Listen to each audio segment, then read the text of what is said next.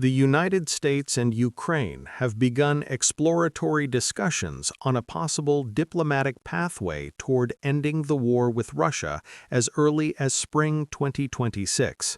According to Reuters, American and Ukrainian negotiators are holding preliminary consultations focused on conditions, sequencing, and international frameworks rather than a finalized peace agreement. These talks do not signal an imminent ceasefire.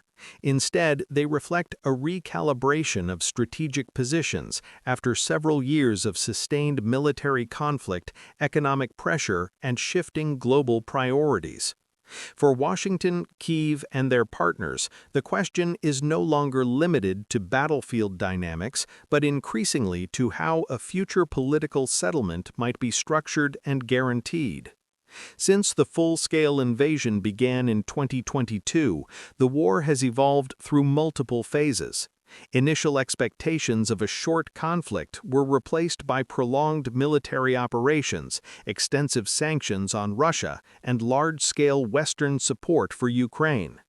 Over time, the conflict became embedded in broader geopolitical competition, affecting energy markets, defense industries, food security, and global trade routes.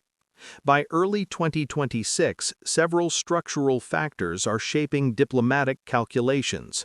Military front lines have stabilized in many areas, while the economic cost of sustained warfare continues to accumulate for all parties involved. At the same time, international attention is increasingly divided among multiple crises, from instability in the Middle East to strategic competition in the Indo-Pacific. Within this context, the United States has a central role. Under the current U.S. President, Donald Trump, Washington has emphasized a more transactional and outcome-focused approach to foreign policy. This does not imply a withdrawal from support for Ukraine, but it does suggest a stronger emphasis on defining end states, burden sharing among allies, and measurable strategic returns. U.S. officials involved in the discussions have framed the talks as exploratory and conditional. Any potential framework would need to address core Ukrainian concerns, including sovereignty, security guarantees, and long-term economic recovery. At the same time, Washington is weighing alliance cohesion, relations with European partners, and the broader implications for international norms regarding territorial integrity. For Ukraine, participation in such discussions reflects both resilience and pragmatism. Kyiv continues to assert that no agreement can legitimize territorial losses imposed by force. However, Ukrainian policymakers are also operating within constraints shaped by demographics, infrastructure damage, and the long-term sustainability of wartime mobilization. The diplomatic channel under discussion is not limited to bilateral talks. European states, particularly those bordering Ukraine and Russia, are closely monitoring developments. NATO members remain cautious about any process that could weaken deterrence or create precedents affecting regional security.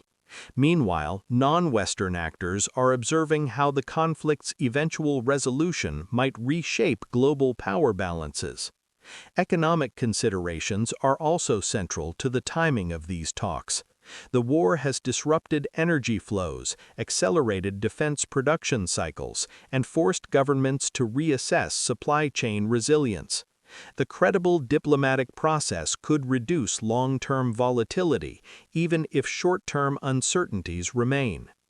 Technology and industry have become increasingly intertwined with the conflict.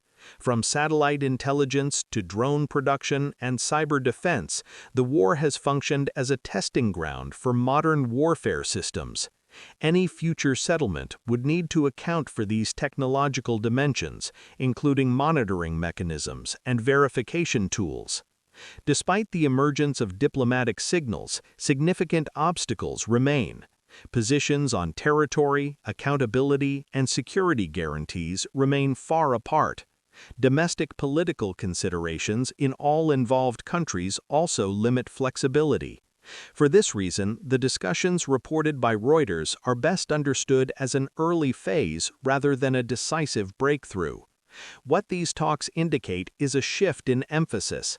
After years dominated by military logic, diplomacy is re-entering the strategic conversation, not as a substitute for deterrence, but as a parallel track.